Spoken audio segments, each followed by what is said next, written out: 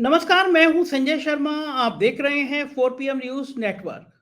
मध्य प्रदेश और छत्तीसगढ़ में वोटिंग पूरी हो गई और जो रुझान आए हैं वो साहेब के लिए अच्छे नहीं हैं। मैंने आज सुबह से लगातार मध्य प्रदेश में और छत्तीसगढ़ में पत्रकारों से बात की, वहां की पॉलिटिकल पार्टी के कुछ इंपॉर्टेंट लोगों से बात करी और जो जनप्रतिनिधियों के अलावा सामाजिक कार्यों में जो लोग रहते हैं उनसे बात हुई। बम्पर वोटिंग दो बातों का इशारा करती है। बम्पर वोटिंग इस बात का इशारा करती है लोग खुश हैं अपना वोट डालने के लिए, और बम्पर वोटिंग इस बात का इशारा करती है कि वो बदलाव की तरफ चाहती है जनता।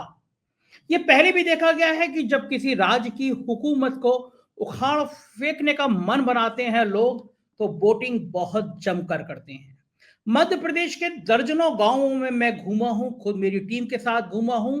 मैंने तमाम विधानसभाओं का दौरा किया और खास तौर से जहां पे साहिब के मंत्री लड़ रहे थे उन चुनाव में क्षेत्रों में गया, और मुझे वहां भी संकेत मिले थे। मैंने अपने इस चैनल पर डाला था, स्पॉट पे रिपोर्टिंग करते हुए डाला था कि साहेब के मंत्री अधर में हैं, साहेब के मंत्री परेशान हैं। और ये गाथा एक दिन में नहीं लिखी गई, ये परेशानियां एक दिन में हासिल नहीं हुई। दरअसल ये साहेब की बोई हुई वो विरासत है जो मध्य प्रदेश और छत्तीसगढ़ में अब दिखाई दे रही है। जो फसल साहेब ने लगाई थी वो उजड़ने के दिन आ गए हैं। जो परेशानियां साहेब ने लोगों के लिए पैदा की थी, लोगों ने आज लगता है कि वोटिंग मशीन में बटन दबाकर उन परेशानियों से निजात पाने की कोशिश की है। आखिर क्या हुआ? जो शख्स लगातार 18 साल से सत्ता में था उसका नाम तक लेना मुनासिब नहीं समझा साहेब ने अपने चुनावी भाषणों में। शिवराज सिंह चौहान 1-2 साल नहीं 18 साल तक हुकूमत का केंद्र बने रहे, भाजपा की सत्ता रही, और साहेब वहां जाके बातें करते रहे कांग्रेस के कुशासन की। कांग्रेस ने ये नहीं दिया, कांग्रेस ने वो नहीं दिया, नेहरू ने ये गलती कर दी और इंदिरा गांधी ने ये गलती कर दी। साहेब भाषणों में कहते रहे मूर्खों के सरदार, और लोगों ने कहा कि ये अहंकार की पराकाष्ठा है। लोगों ने कहा कि ये सत्ता का जो अहंकार है इस बार उस अहंकार के ऊपर चोट करनी है, और मुझे लगता है उन्होंने चोट कर दी। बात सिर्फ विधानसभाओं में हार जाने की नहीं है, बात इससे कहीं आगे 2024 के चुनाव तक है। बात इससे साहेब की हुकूमत के लड़खड़ाने तक है, और बात कहीं इससे ज्यादा सत्ता के और साहेब के इकबाल की है। 2024 हमारे सामने है, और साहेब मध्य प्रदेश में 2024 का सेमीफाइनल करने गए, खेलने गए थे। छत्तीसगढ़ में भी पूरी जान लगाई, राजस्थान में जान लगा रहे हैं, लेकिन साहेब अपने विकास कार्यों की जान नहीं लगा रहे हैं। मैं मध्य प्रदेश में दौरा कर रहा था तो मुझे जगह जगह बोर्ड लगे नजर आए। उत्तर प्रदेश में भव्य राम मंदिर का हो रहा है निर्माण, भाजपा का सपना हो रहा है साकार। मुझसे लोगों ने कहा कि राम मंदिर भारतीय जनता पार्टी का कब से हो गया, और मुझे बड़े बुद्धिजीवी लोगों ने वहां पे कहा कि हमें एएनआई को प्रधानमंत्री का दिया गया वो इंटरव्यू आज तक याद है, जब एएनआई में सवाल किया गया था प्रधानमंत्री जी से कि आप संसद में कानून लाकर राम मंदिर का निर्माण क्यों नहीं करा देते, तो प्रधानमंत्री ने कहा मंदिर बनाना सरकार का काम नहीं है, संसद का काम नहीं है, इसके लिए अदालत का फैसला हमें स्वीकार होगा। तो क्या कारण है कि जो अदालत के आदेश पर राम मंदिर बन रहा है, विकास के अपने सारे काम छोड़कर प्रधानमंत्री उस राम मंदिर को ही अपना ब्रांड बना रहे हैं। क्या कारण है कि जो साहेब कहा करते थे कि उनके फोन से रूस और यूक्रेन का युद्ध रुक जाता है, तो कहा करते थे वो कहीं पे भी इमरजेंसी हालात होते हैं तो वो भारतीयों को निकाल लाते हैं, उन साहेब को चुनाव में सिर्फ राम मंदिर याद आया, उनको एक दर्जी की हत्या याद आई, उनकी पार्टी के लोगों को इजराइल हमास के हमले याद आए। कहीं पर भी वो जिक्र नहीं था कि साहेब किस तरह दुनिया का नेतृत्व कर रहे हैं, किस तरह हमारी इकोनॉमी बहुत आगे चल रही है। ऐसी बातें साहब ने नहीं करी, और पूरे चुनाव में साहब ने अपनी उस ब्रांड को कहीं जिक्र नहीं किया जिस ब्रांड के लिए साहब बड़ा इतराया करते थे। मैं कह सकता हूं कि आप भूल गए होंगे शायद, लेकिन जनता के लोगों को दर्द याद है जिस दिन नोटबंदी हुई थी। पूरा चुनाव बीत जाता है, नोटबंदी का जिक्र नहीं आता और भारत की अर्थव्यवस्था को तबाह करने, भारत के मध्यम वर्ग को बर्बाद करने में जितना नोटबंदी और जीएसटी का हाथ है, उतना शायद किसी और योजना का हाथ नहीं है। साहब को बड़ा गुमान था कि वो मध्य प्रदेश और छत्तीसगढ़ जैसे चुनाव अपने दम पर, अपने चेहरे पर निकाल सकते हैं। साहब को गुमान था कि जब उनका चेहरा सामने आता है तो पॉलिटिकल पार्टियां पीछे हट जाती हैं, उनका चेहरा चुनाव जिताने के लिए काफी होता है। और हकीकत भी ये रही है, 2014 से 2022 तक के चुनावों में साहब का चेहरा बड़ा कामगार था। प्रधानी के चुनाव हो, विधानसभा के चुनाव हो, जिला पंचायत के चुनाव हो, साहब के चेहरे का जादू चमकता रहता था। साहब इस जादू तक, सत्ता तक पहुंचते रहते थे। लेकिन अब समझ आ गया है, इस जादू भरे चेहरे के पीछे की बातें अब लोगों को समझ आ गई हैं। अब लोगों को याद आने लगा है कि साहब चुनावी जुमले बोलने में बहुत व्यस्त रहते हैं और साहब सिर्फ और सिर्फ चुनावी जुमले ही बोलते हैं। लोगों को याद आ गया कि 2014 से पहले 15 लाख रुपए जो खाते में डालने की बात हुई थी, वो हवा हवाई हो गई। 2014 से पहले कहा गया था कि 2022 तक अगर सत्ता में आएंगे तो हर व्यक्ति के सिर पर छत होगी। वो छत कहां चली गई किसी को पता नहीं। 2 करोड़ नौकरियां देने के बदले साहब पकौड़े बनाने को लेकर रोजगार देने की बात करने लगे। तो जाहिर है कि जनता को भी समझ आता है कि अगर ये सारी बातें बेमानी हैं तो फिर हमारा वोट भी अब क्या मायने रखता है। मैंने मध्य प्रदेश के चुनाव में जब जाके देखा, गांव में गया, तो जो उत्तर प्रदेश के हालात हैं, जो राजस्थान के हालात हैं, वही हालात मध्य प्रदेश के हैं। साहब ने सिलेंडर बांटा, फ्री में सिलेंडर बांटा, लेकिन लोग दोबारा उस सिलेंडर को भरवा नहीं पाए। महंगाई ने कमर तोड़ दी है, चाहे मध्यम वर्गीय परिवार हो या गरीब परिवार हो। मैं जो केंद्रीय मंत्री हैं उनके इलाकों में भी घूमा, बहुत बुरा हाल था। और गरीबी एक ऐसा श्राप है, गरीबी एक ऐसा अभिशाप है जिससे साहब दूर करने की कोई कोशिश नहीं कर सके। आरोप लगता रहा, उन्हें अपनी पूंजीपति मित्र याद रहते हैं, गरीब याद नहीं रहते। अदम गोंडबी की एक कविता है, मुझे याद आ रही है, कुछ पंक्तियां हैं जो मुझे बहुत अच्छी लगती हैं। मैंने सोचा वो आपके साथ भी शेयर करूं। कविता है, वो घर में ठंडे चूल्हे पर अगर खाली पतीली है, घर में ठंडे चूल्हे पर अगर खाली पतीली है, बताओ कैसे लिख दूं धूप फाल्गुन की नशीली है। भटकती है हमारे गांवों में गूंगी भिकारें सी, भटकती है हमारे गांवों में गूंगी भिकारें सी, सुबह से फरवरी बीमार पत्नी से भी पीली है। बगावत के कमल खिलते हैं दिल की सूखी दरिया में, बगावत के कमल खिलते हैं दिल की सूखी दरिया में, मैं जब भी देखता हूं आंख बच्चों की पनीली है। सुलगते जिस्म की गर्मी का फिर एहसास वो कैसे, सुलगते जिस्म की गर्मी का फिर एहसास वो कैसे, मोहब्बत की कहानी अब जली माचिस की तीली है। हकीकत है ये, बगावत करने का मन करता है जब व्यवस्थाओं को देखते हैं लोग, जब देखते हैं लोग कि गरीब गरीब होता जा रहा है, अमीर अमीर होता जा रहा है, तो बगावत करने का मन करता है। और साहब ये दर्द मध्य प्रदेश में, छत्तीसगढ़ में, राजस्थान में महसूस नहीं कर पाए। साहब इसी गुमान में कि मेरा चेहरा सबसे बड़ा चेहरा है, चुनाव में चले गए। उन्होंने गुमान में शिवराज सिंह चौहान पे मंच की तरफ मुड़कर नहीं देखा। उनको याद आ गया ये वो शिवराज सिंह चौहान है जो एक दौर में उनसे बराबरी किया करते थे। और शिवराज सिंह चौहान को ये याद नहीं रहा कि साहब भूलते नहीं हैं, और जो उनके बराबर आने की कोशिश करता है तो साहब उनको बहुत अच्छी तरह से निपटा सकते हैं। चुनाव शुरू हुआ, शिवराज की योजना, लाडली बहन योजना या लाडली, इस तरह की जितनी योजनाएं थी, साहब ने उनका नाम नहीं लिया, सिर्फ अपना चेहरा, अपनी योजनाएं गिनाते रहे। लेकिन बाद में जब साहब को एहसास हुआ, जब साहब के पास इंटेलिजेंस की रिपोर्ट आई, तो साहब को लगा इलेक्शन डूब रहा है और चेहरा वो हैं तो बलि का बकरा वो बनेंगे, लोग उनको कहेंगे। तो फिर धीरे धीरे शिवराज सिंह चौहान का नाम लेना शुरू किया और शिवराज सिंह चौहान की योजनाएं गिनाने लगे। लेकिन तब तक देर हो चुकी थी। क्या कहा जाता है, वो कहावत है ना, भैंस गई पानी में। तब तक मध्य प्रदेश में देर हो चुकी थी और अब 2024 का चुनाव सिर पर है।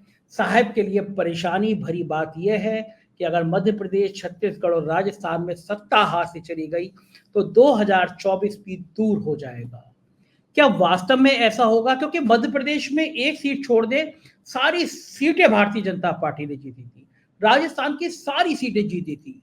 मध्य प्रदेश में हालात खराब है। मध्य प्रदेश में 4PM के स्थानीय संपादक हैं संजीव श्रीवास्तव जी। उन्होंने मुझे कुछ खास खास बातें बताई हैं। आप भी सुनिए उनका क्या मानना है मध्य प्रदेश की राजनीति को लेकर। मध्य प्रदेश विधानसभा के चुनाव में इस बार वोट का जो प्रतिशत है सर्वाधिक होने की संभावनाएं अभी भी बनी हुई हैं। हमें जो 17 नवंबर की देर शाम तक आंकड़ा मिल पाया था वो 73% के आंकड़े को छू रहा था। और ये बतलाया जा रहा था, चुनाव आयोग के सोर्स बता रहे थे कि कई सारे स्थान ऐसे हैं जहां से अभी वोट का परसेंट आना बाकी है। तो जो स्थितियां साफ होने की संभावना आयोग ने जताई थी वो सुबह तक ही एक फाइनल आंकड़ा देने की बात कही है। पिछली बार यदि हम 2018 का चुनाव देखें तो 74.99% वोट हुआ था और 1956 जब मध्य प्रदेश बना था तब से लेकर 2018 तक सर्वाधिक वोट का जो परसेंट था वो 2018 में रहा था। तो 2018 का जो 75% कह सकते हैं 74.98 को, तो उसके करीब या उससे ऊपर की संभावनाएं ज्यादा जतलाई जा रही थी। आज जिस तरीके से वोट का ट्रेंड रहा पूरे मध्य प्रदेश में, हालांकि कई जगह पर थोड़ा सा कमी भी हुई तुलनात्मक, क्योंकि 2018 से तुलना की जाए, अगर ग्वालियर चंबल संभाग को उठा के देखा जाए, भोपाल का जो नज़ारा था उसको लेकर जो फाइनल आंकड़े आने बाकी थे, वहां भी थोड़ा सा जो शाम तक की स्थिति थी उसमें वोट का परसेंटेज कम था। तो जो मिला जुला स्थितियां रही हैं, इन सब के बाद जो दृश्य बनता दिखता है, दृश्य यही संकेत दे रहा है कि ये बहुत सारा वोट जो है, वोट सत्ता के विरोध की बातें ज्यादा हुई, क्योंकि हम जो मध्य प्रदेश को नापते रहे, लगातार बात करते रहे, उन सब में जो वोटर था, वोटर का मूड बदलाव पर ज्यादा फोकस था। और जो जितने आंतरिक सर्वे चुनाव के पार्टी करा रही थी, चाहे वो बीजेपी हो या प्रतिपक्ष कांग्रेस हो, और साथ साथ जो चुनावी सर्वे भी आ रहे थे या जो ओपिनियन पोल्स थे, वो भी कहीं ना कहीं भाजपा की हालत थोड़ी सी कठिनाई भरी, खस्ता हालत बता रहे थे। पूरी कोशिश बीजेपी ने, पूरा चुनाव मध्य प्रदेश का यदि इर्द गिर्द रहा तो नरेंद्र मोदी, अमित शाह, प्रधानमंत्री ने ताबड़तोड़ सभाएं पूरे चुनाव में इस बार, जब से प्रचार ने जोर पकड़ा था, 1.5 दर्जन के लगभग सभाएं की, रोड शो किया। और इन सब के बावजूद जो मुद्दा आधारित मसले जो उठ रहे थे, मुद्दों की बात जो वोटर कर रहा था या प्रतिपक्ष कांग्रेस कर रहा था, उससे इतर थे प्रधानमंत्री जी। वो दीगर बातें ज्यादा कर रहे थे। और कुछ बार जो आखिरी आखिरी का वक्त तो ये भी रहा कि उन्होंने संकेतों में राहुल गांधी को मूर्खों का सरदार बताया, जो लोगों को ठीक नहीं लग पाया। तो ये तो ठीक है एक बात। ओवरऑल जो स्थिति बनी है आज की भी, जो जब वोट का डाले जा रहे थे और जो कल देर शाम से और उसके पहले से भी आचार संहिता के उल्लंघन के आरोप लग रहे थे, सत्तारूढ़ दल बीजेपी पे बहुत बड़ी तादाद में शिकायतें हुई। और इसके अलावा, शिकायतों के अलावा, जो आज का भी दृश्य रहा, आज भी दृश्य में हिंसा की घटनाएं काफी सारी हुई और उन क्षेत्रों से हिंसा की सूचनाएं ज्यादा आई जहां हैवी वेट लीडरान लड़ रहे थे। जैसे ग्वालियर चंबल संभाग में हिंसा होती रही, लेकिन इस बार कुछ जो घटनाक्रम रहे, ये हिंसा बहुत पहले होती थी, 2 दशक पहले, 2.5 दशक पहले ज्यादा होती थी, वो दृश्य दिखे। फिर इसके अलावा टीकम छतरपुर के राजनगर सीट पर एक हत्या की सूचना आई, वहां मर्डर हुआ और वो केस दर्ज किया है, वहां पुलिस ने एफआईआर लॉन्च की है। जो प्रत्याशी थे बीजेपी के, उनके खिलाफ 302, 307 का मुकदमा कायम किया गया है, 20 लोगों को नामजद आरोपी बनाया गया है। तो जो निकल कर आ रहा है वो, उसमें एक ही चीज को कहा जा रहा है कि लाडली बहना स्कीम चली इसलिए वोटर बहुत निकला। लेकिन नाराज भाजपा, महाराज भाजपा, शिवराज भाजपा, ये सब भी कारक कहीं ना कहीं माने गए हैं। और उसके साथ साथ मोदी का जो चेहरे का जादू चलता नहीं नजर आया जिस तरीके से पहले चला करता था। हम जो चुनावी सभाएं कवर कर रहे थे, वहां उस तरीका उत्साह लोगों में नहीं दिखता था, जो भीड़ होती थी वो नहीं दिखाई दिया है। तो करवट जो ऊंट के बैठने की संभावनाएं हैं, ऊंट किस करवट बैठेगा जो बड़ा प्रश्न है, ये तो 3 दिसंबर को पूरी तरह से साफ होगा। लेकिन कुल मिलाकर जो निकल कर आया उसमें निकल कर यही आ रहा है कि इसका फायदा बीजेपी को बहुत ज्यादा होने की संभावनाएं कम है, क्योंकि जो जिस लाडली बहना को योजना को गेम चेंजर माना गया या बात की जाती रही, उस लाडली बहना योजना में जिनको 1,32,00,000 महिलाओं को वो उस योजना का लाभ देने की बात हुई, वो योजना कितना, केवल क्या बीजेपी के सब थे, उसमें कांग्रेस के लोगों ने फायदा नहीं उठाया होगा, जो कांग्रेस समर्थक हैं वो भी, और करीब 2.5 करोड़ वोट है महिलाओं का मध्य प्रदेश में, तो छूटा हुआ एक बड़ा वोट बैंक है। तो इन सब के बीच ये कितना गेम चेंजर साबित होगी ये तो नहीं मालूम, लेकिन हाँ, मुश्किलों में ज्यादा अगर कुछ यहां मध्य प्रदेश में जैसे 5 राज्यों के जो ओपिनियन पोल आए हैं उनमें 4-1 की बात कही गई और मध्य प्रदेश को हाथ से जाना बताया है। मध्य प्रदेश यदि हाथ से चला जा रहा है तो ये ना केवल बीजेपी बल्कि मोदी और अमित शाह के लिए बड़ी संकट पैदा करने वाला होगा। मध्य प्रदेश में लोकसभा के 2019 के चुनाव में जब बीजेपी यहां सत्ता खो बैठी थी, चौथी बार नहीं जीत पाई थी, तो उसके बाद 29 में से 28 सीटें उसने जीत ली थी। अब ये पूरा का पूरा जो कैंपेनिंग रहा है मोदी का, शाह का, बीजेपी का, उसमें 2024 को भी ध्यान में रखकर पूरा का पूरा कार्ड्स खेले गए हैं। तो यदि यहां पर मध्य प्रदेश हार जाते हैं, छत्तीसगढ़ हारना सुनिश्चित माना जा रहा है, तेलंगाना में बीजेपी की कहीं से कहीं तक बिसाती नहीं है, मिजोरम उसके हाथों से निकल चुका है, 3 तो जा ही रहे हैं, सिर्फ उसको उम्मीद राजस्थान में कुछ एज बताई गई है, तो राजस्थान और मध्य प्रदेश भर बचा हुआ है। लेकिन यहां भी जिस तरीके का वोट का ट्रेंड रहा है, हिंसा हुई, और हिंसा सत्तारूढ़ दल के लोगों पर ज्यादा आरोप लगे। भोपाल में मंत्री जो यहाँ है शिवराज कैबिनेट के, उनको हाथ छोड़ते देखा गया, इंदौर में विधायक के पुत्र को देखा गया, वो कुटाई करते नजर आए, कांग्रेस समर्थकों की उन पे मुकदमा कायम हुआ है। तो पूरा का पूरा जो परिदृश्य, यदि मध्य प्रदेश हाथ से निकलता है तो 24 बेहद बेहद कठिनाई वाला नरेंद्र मोदी, अमित शाह और बीजेपी के लिए होगा, ये सुनिश्चित सा लग रहा है। तो ये थे संजीव श्रीवास्तव जी, आप सुन रहे थे, समझ रहे थे उनसे कि क्या हालात हैं। लेकिन साहब के इन हालातों से, आज के रुझानों से, मेरे एक मित्र हैं दिल्ली में, पत्रकार हैं, हंसते हुए मुझसे कह रहे थे कि आज के जो रुझान है उससे राजनीतिक गलियारों में चर्चा ये हो रही है कि साहब का सूरज डूब रहा है। चर्चा ये हो रही है कि साहब की सत्ता जा सकती है, साहब के लिए 2024 में बहुत बड़ी परेशानी सामने आ सकती है। लेकिन उन्होंने हंसते हुए कहा कि कुछ चेहरे ऐसे हैं जिनके कैंप में आज बड़ी खुशी की लहर होगी आज के रुझानों से। उसमें पहला नाम है नितिन गडकरी का, दूसरा राजनाथ सिंह का, तीसरा योगी आदित्यनाथ का। ये वो नेता हैं जिनके कद को प्रधानमंत्री ने कभी बढ़ने नहीं दिया, और वो ये नेता वो हैं जो बगावत के मुकाम तक आ सकते हैं अगर सीटें लोकसभा चुनाव में 220-225 तक रुकती है। भारतीय जनता पार्टी के अंदर ये बगावत हो सकती है।